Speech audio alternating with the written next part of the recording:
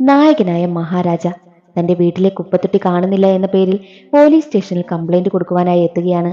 എന്നാൽ ആ കുപ്പത്തൊട്ടിക്ക് പിന്നിൽ ആരും പ്രതീക്ഷിക്കാത്ത ഒരു കഥയുണ്ട്. അതെന്തെന്നറിയാൻ എങ്കിൽ നമുക്ക് വേഗം സിനിമയുടെ കഥയിലേക്ക് കടക്കാം. സിനിമയുടെ തുടക്കത്തിൽ നായകനായ മഹാരാജയെ കാണിക്കുന്നു.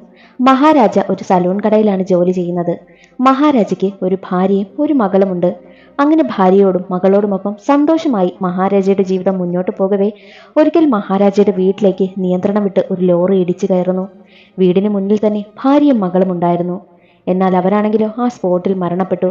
അത് കഴിഞ്ഞ് വർഷങ്ങൾക്ക് ശേഷമാണ് കാണിക്കുന്നത്. മഹാരാജയ്ക്ക് ഒരു മകളുണ്ട്. ആ മകൾ ആരെന്നാൽ അന്ന് ആ ഒരു ലോറി ആക്സിഡന്റിൽ മഹാരാജയുടെ മകൾ മരിച്ചിട്ടില്ലായിരുന്നു. സ്ലാബിന് മുകളിലിരുന്ന ഒരു കുപ്പത്തൊട്ടി മകളുടെ മുകളിലേക്ക് വന്ന് വീണാണ് കുഞ്ഞ് രക്ഷപ്പെട്ടതും. അങ്ങനെ മകളോടൊപ്പം മഹാരാജ സന്തോഷമായി ജീവിക്കുകയാണ്. അന്ന് സലൂൺ കടയിൽ ജോലി ചെയ്തിരുന്ന മഹാരാജ ഇന്ന് സ്വന്തമായി ഒരു സലൂൺ കട ആരംഭിച്ചിരിക്കുന്നു.